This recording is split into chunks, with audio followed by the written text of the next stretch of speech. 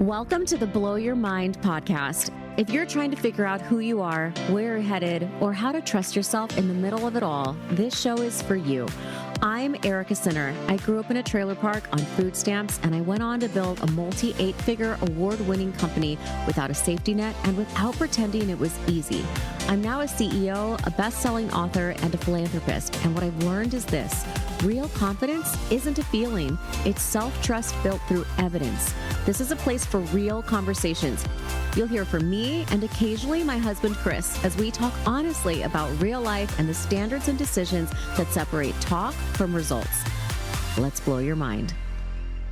Right away, I thought it was pretty awesome. I was pretty excited for everything. I got up, kind of the same rituals that I had when I went to work. I would get up at a certain time and I would start, my day, and I would treat it like a job. And then the kind of the monotony of it all started to wear on me, and then the freedom really started to make it so I didn't have to get up right on time, and then things started to slip. And pretty much 8 months in, I really started to feeling like nothing mattered. Like it didn't matter if I did all the things I planned to do that day, because Erika didn't really care that much. I mean, she'd get home from work and she'd just be happy to hang out with me at the end of the day. And then sometimes you're depressed and you don't know why. And when you have a job, you just get up and it doesn't matter. You got to get to work, so you'll deal with it, But when you're at home, I could literally stay in bed and it didn't matter. And then the depression kind of just keeps, snowballing, and you feel worse and worse. And then you'll look around and you're unshowered, you're in pajama pants, things aren't getting done, and you're like, what has my life become? And it can be a pretty scary moment. Hello, everyone. Welcome to the Blow Your Mind podcast. This episode, we're talking about being a trophy husband and what does it actually take to be in that role. I'm so happy to have my husband, Chris, back with us talking about what it was like when he transitioned into being a stay-at-home dog dad and what that felt like, not being in the office every day, not getting up, getting dressed, getting showered, put together to be out in society and driving to work, and to just, what does it look like to be at home every day? And so I think hearing you talk about those first few months, I could feel it too. I think at the beginning we were both super excited. I was like, this is awesome. I'm finally getting what I wanted. My husband's going to be at home. We're going to be partners. We're going to make it so that he doesn't have to ask his boss if he can take off work because I want him to travel with me on a trip.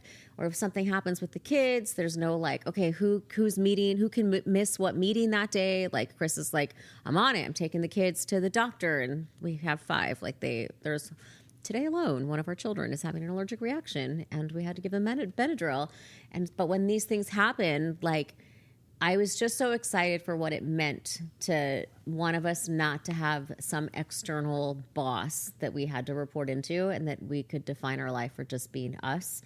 But it wasn't all sunshines and rainbows at the very beginning, getting adjusted. Yeah, no, it was an adjustment period, and it's also hard for someone's ego. I really liked what I did as a profession, and I thought I was really good at it. And people, listened to me, and I felt important a lot of the time. And then that just all kind of goes away overnight, and it took some, getting used to. So I think that's such a point that's not always considered or thought about. And I think this goes for both men and women who, when you have kids, when for whatever reason in your life, one person says, I'm going to be the one to be at home, where the person who's going to work might be like, oh, well, you just get to be home all day. You get to do your own schedule. You didn't have all these meetings. You don't have all these emails. You're not getting ready. You can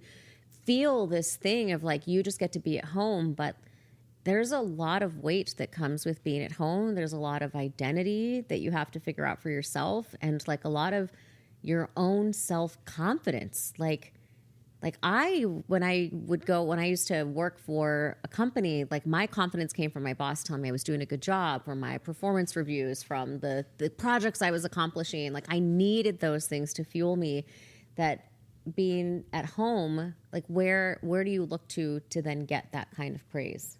So I am not generally externally motivated like that. I get motivated. Like I'll even say this a lot of times. Like I'll make like a latte, or I'll make like a homemade pizza. You make the best lattes. Or something. And someone will come to me like, this is really good. And like, I literally don't care what they think, because I know if it's good. I know if I did a good job. I've done it long enough. I know. Can we just pause for a moment and like, don't we all want to have a little bit of Chris in us, man? Like, what? I don't know. Oh my God. That would be amazing to just like, it's such a amazing thing to be like, it doesn't matter what other people think because I know what I think.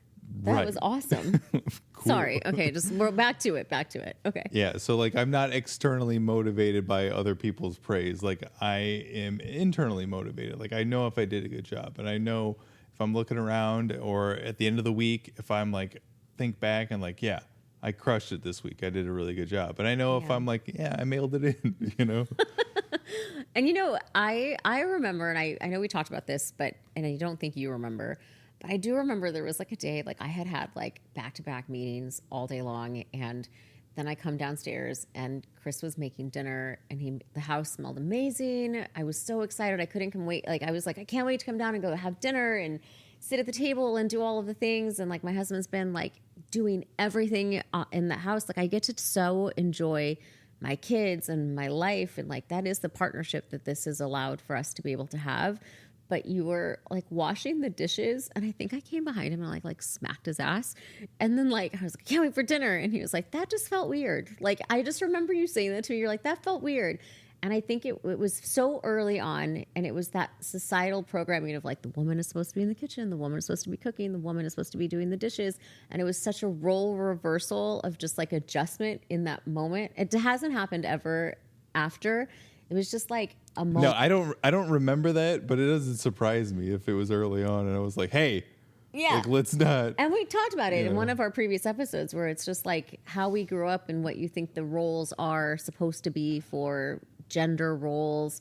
But it's not even that you subscribe to that thinking. It's just what it's always been, or what you've always seen modeled. And then when you were like, hey, we could do it a different way, you're like, why don't we? Yeah, we should. And now we are, which is cool.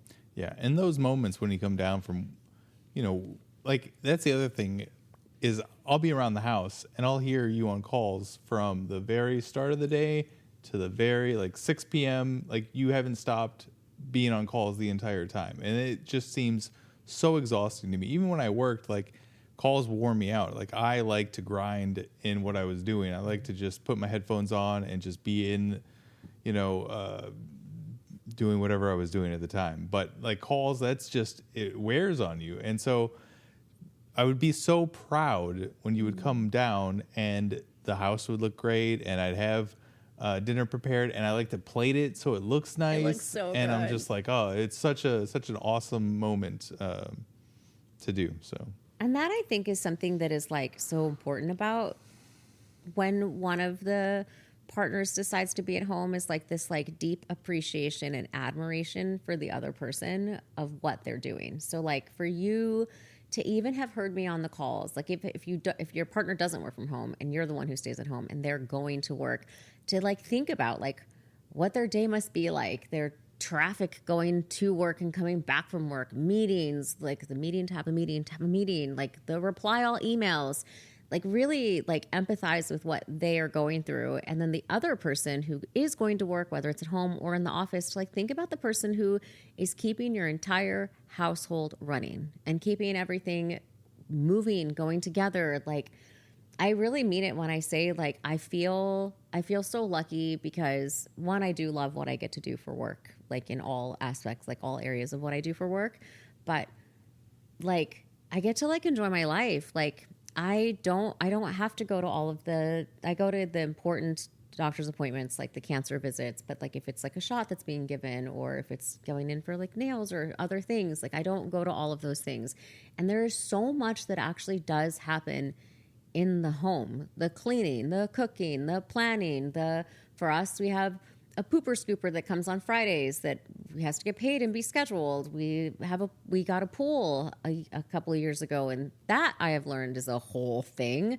But when things like happen around the house, like it's just like, I don't know, like I feel like I just get to walk around and enjoy my home, my kids, my husband, my life. And like, that's, I think, the gift you give to me.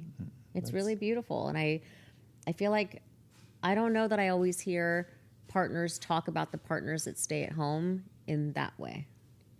I agree. I think, so that's the best thing about this is that if you were, I think, overly critical of anything I would do in the house, I think I would like immediately, pull them with the chute and be like, I'm going back to work. Like, I can't handle that. Like, this is not going to work for me. Yeah. But you're not. You're so like, overly like, sympathetic to anything I'd be going through and, the work I do around the house. And you're so appreciative, which, makes it, really rewarding, honestly.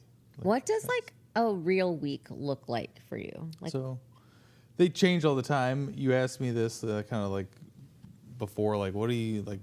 They change all the time. So I was like, I don't know, but I can give you kind of what this week has been. And so let me. He's getting his phone. I'm just gonna check the calendar. Oh, he's checking the calendar. Because that's kind of how I live and die by my weeks. All right, so we've had 2 vet visits this week, which is also great because I don't have to do it. We don't have to work on the schedule of after work, which is always difficult because those times fill up at vet. So people go like, do you have like 10:30 on a Monday? I'm like, yep, let's go. Scheduled. Yeah. I'll be there. Yeah. So we had Eddie. He had to get his pain shot. Mishka has an ulcer in her eye, which she had to go to the ophthalmologist. And then we've had 2 allergic reactions this week. So that's been this week, getting the pool open. So I literally had to get 360 pounds of salt from the pool company and dump it in there and monitoring chemicals and, putting different things in. And you also saved 2 frogs. Saved 2 frogs, which is a big deal. I also have to get the pool furniture out there and the umbrellas put up. And so that's what I plan to do. Tomorrow I'm too busy doing the pod today to do that. So full half day doing the pod. Yeah. So, but so I don't know. But in addition to that, like you have like you do the sheets on Mondays. Oh, we had our family photo shoot last night, which you guys turned out great. It really did. Yeah. Wow, we went into that with like. So every year we take the same pose with all of our pups, and the thing that changes is my color of my shoes. So if you're on our Christmas card list, and if you're not, you should let me know because it is the card that I love. This new brand of like people are like, we're gonna see if you did it again this year, and this year we have 5, but we did it. But that was a plan, man, yesterday of like the leashes, the time, the is this going to work? And then it did. Yeah, we got it done probably the quickest we've ever done, too. So this is just a miracle shoot. So, But normally, my days are filled with, I have a very scheduled routine in the morning of like I wake up, I make the bed, I feed the kids, I do some pool maintenance, just check on the chemicals. I do the dishes, I do some laundry, and then certain days I work out, I sauna, and then so I'll look around and it's 2 p.m. and I'm like, where'd the day go? So, And then on Fridays, I love you have your Friday afternoons that you always go to McDonald's, you take the kids, they get love and some extra snacks. Yeah, so like every other Friday, I take the kids. I run errands every Friday. That's just the day I run the errands just because it's like Friday. It's like dry cleaning, I'm all driving the things. Around, you know? Yeah. And then every other Friday, I take the kids and we go do some things. We stop by Treats Unleashed and I get McDonald's because I've been doing that since I was like 6 years old. Every Friday, I would get McDonald's and keep that tradition going until I die. So. But what I love is like, I don't know, like at the end of a day for myself, I've usually talked out. So at the beginning of like dinner, if we're sitting outside with the kids, like I always ask Chris, like, how was your day? Like, what did you do today? And you always have the best stories, whether it's some salesman came to like sell us something and like what that whole situation was about, or like we're still trying to get the window replaced from the tornado hail that hit the house. not our house directly, but like hit St. Louis. That is a sore subject. Yeah. Yes. Chris is on his like fourth company that he's triple bidding out and getting the right cost. You're going to feel the vein in my forehead start to come out. And so Jeff's like, my love, you can just like pick the one. Like it sounded good to me. But all is to say there's a lot that happens, and that's us without human kids. Like that adds a whole other level of complexity of like, especially if they're like on sports, which we should encourage our kids to be in sports and have hobbies and do the things. But like all of a sudden now you have like piano lessons and soccer and like baseball and like, holy cow. And then there's PTA and like just the things that I hear from my friends who have children, I'm like, how do you do it all? That I don't know. Like, I think that's why I love so much how we have like our systems, and we connect like on Sundays, and we're like, hey, what is the week going to look like? Like I usually travel like every week. So you're always asking like, are you gone this week? You were checking the calendar. We have a home shared calendar that we both can see. And so we'll place stuff on there and we'll talk about it. We'll align on Sunday of like, what are we going to eat for dinner that week? And like, so we kind of just know the plan, knowing things are flexible, things can change, but it just feels really good to have a plan, which is something that just for, I think both of us wasn't modeled growing up. Like I didn't see my mom plan for the week or try to get aligned. Like every day was just like, a lot of my life was just like, how did today happen? Or I'm so glad somebody picked me up, or I had a way home, or like whatever it is. Like, so it's like these things weren't taught to us. And so it's just been really cool to apply some of like our professional acumen that we've had to our home life and treat being a stay-at-home dog dad like a profession, because it is a full-time job, and that we both respect it that way. I think is so important. What is something that you think that you get done that like I don't see or that I don't appreciate or know it's happening? So I think beyond like the air filters and stuff, I know that stuff is like man business, and I'm just like, what? Yeah, Superman is. As everyone knows, like replacing an air filter takes about an hour and a half. I know that's not true. Okay. Darn it. That's like telling me there's blinker fluid, okay? No. I think the thing that goes unnoticed is how, which, it was a little surprising, but how physically demanding it can be sometimes, Like, yeah. I'll be on my feet for like 4 hours. Like, I'll be walking through, I'm like, oh, I need to do this. Then I'll do that. And I'm like, oh, I need to do that. And then I'll do that. And then I'll like realize like I haven't sat down or stopped moving for like 4 hours straight. I've just been walking around doing things. I'm like, wow, I'm actually really tired. And then that's usually when I sit down, I'm like, oh, wow. And that's usually when you walk in the room and you look at me on the bed and you're like, what are you doing? No. You don't ask what you're doing, but but it just feels like anytime I take a break, like that's the moment you come down and like look at me. But physically demanding it is, just constant motion, constant doing things.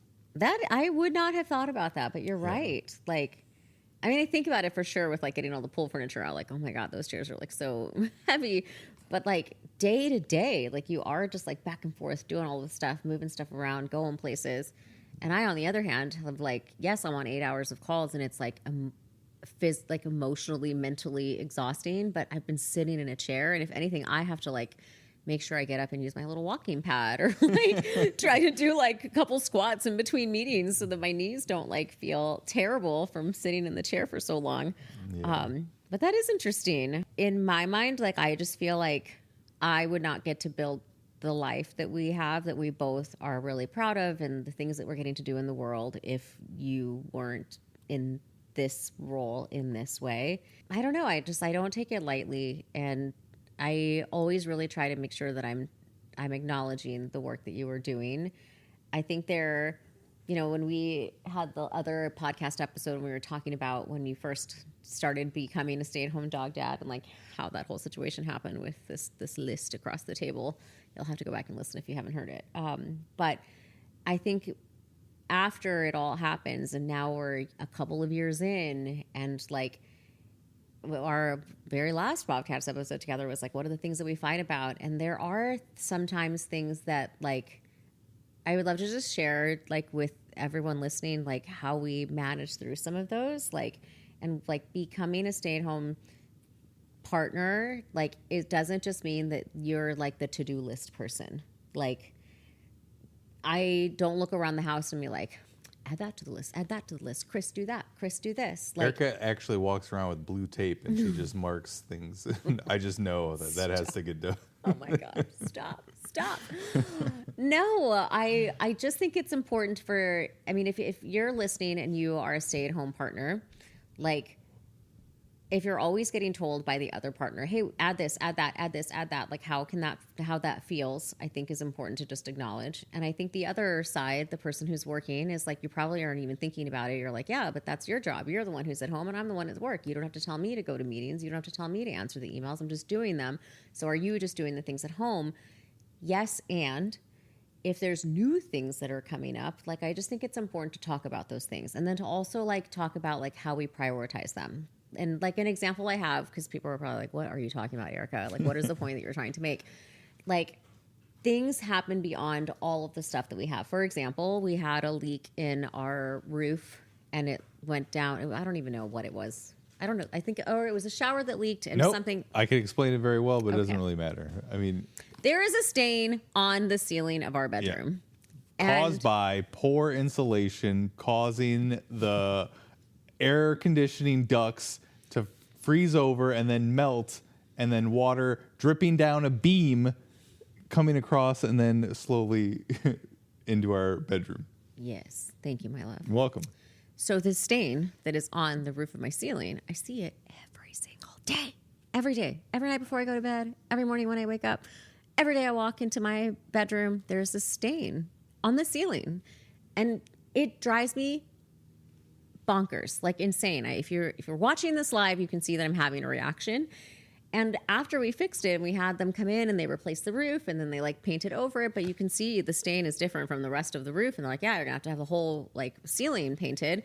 But don't do it for a year because you have to make sure you get through another summer to make sure that it's not leaking so that it doesn't happen again. And then we don't have to replace it again and the whole thing. So I'm like, okay, I have resigned myself to 12 months. I'm going to look at this stain.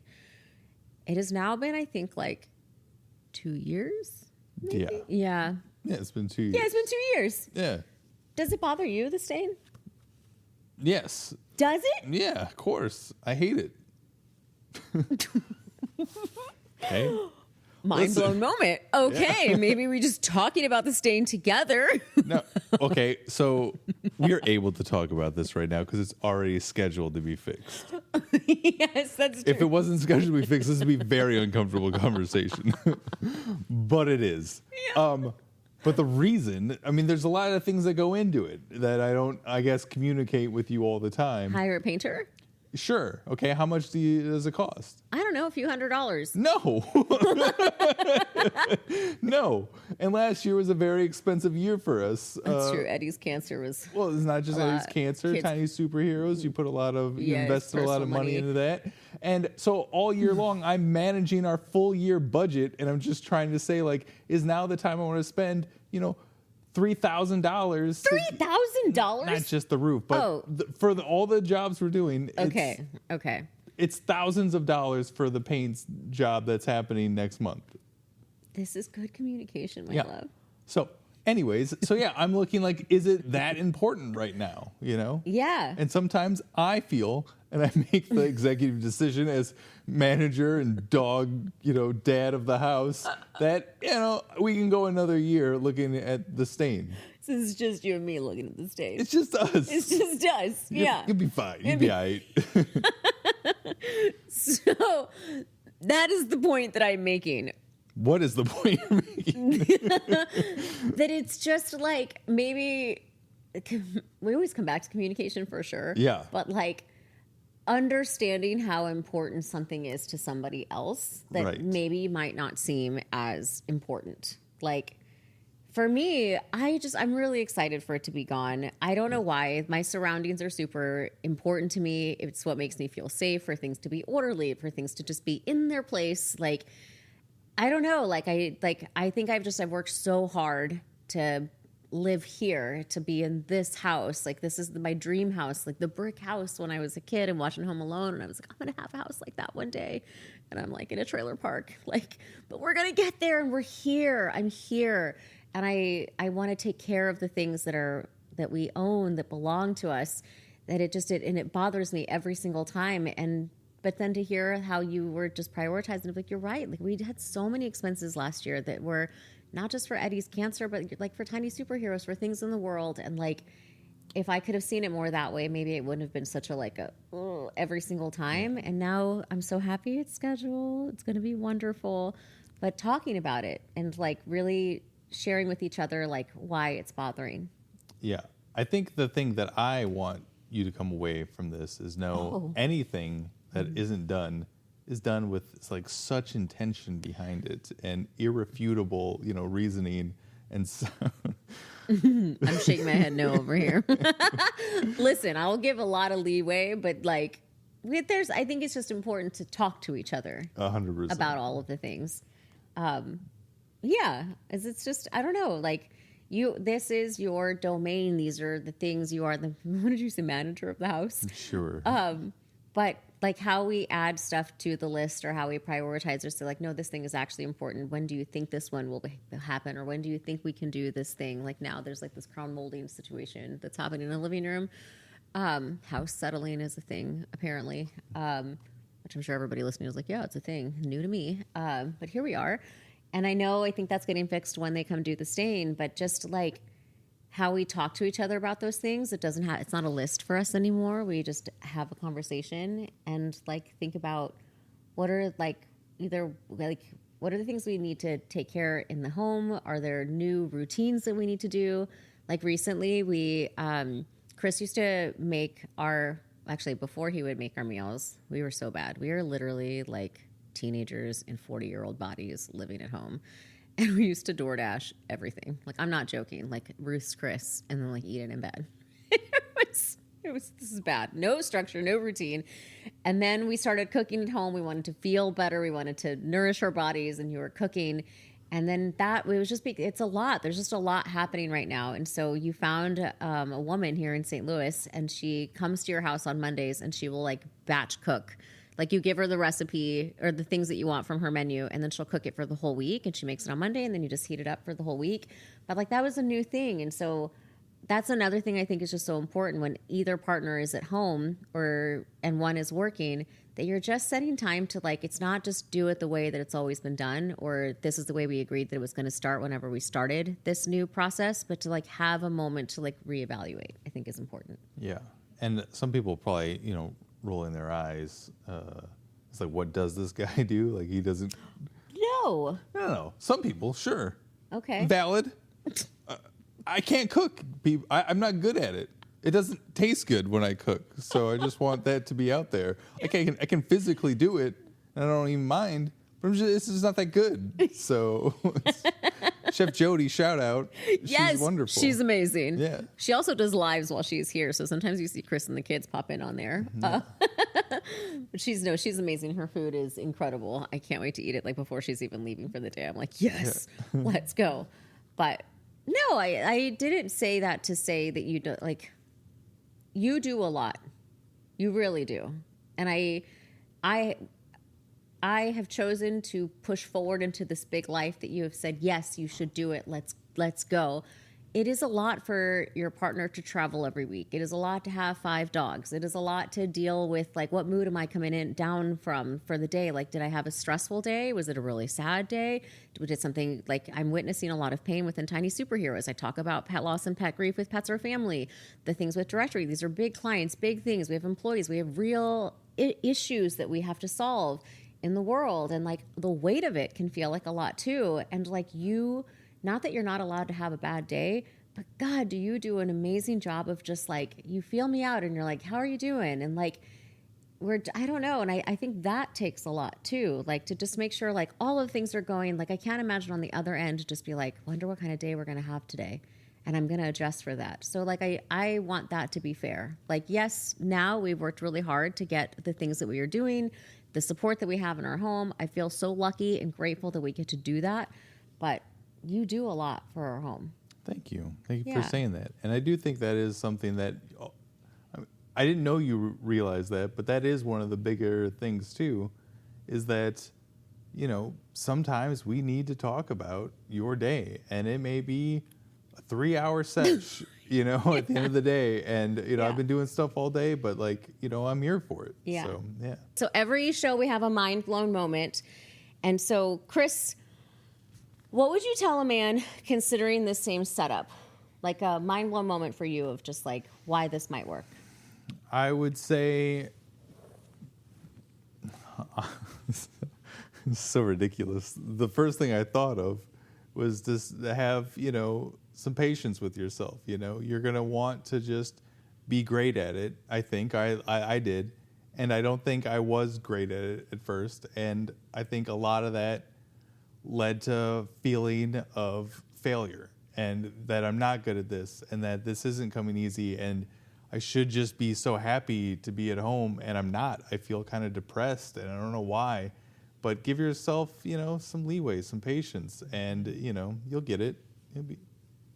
I love that. Yeah. And I think that can go for both. I think women, too, who are stay-at-home moms, stay-at-home dog moms, the stay-at-home partner, I think they should take the same advice, too, of, everyone thinks you're living your dream, and it can be hard. Yeah. It can be hard. It can be hard. So every episode, we also do a challenge. And so the challenge that I want to leave with all of you this week is whatever routines that you are set up in your house, in your morning routines, evening routines, household routines, and however you live life, take a moment and just think about, is it all really working for you still?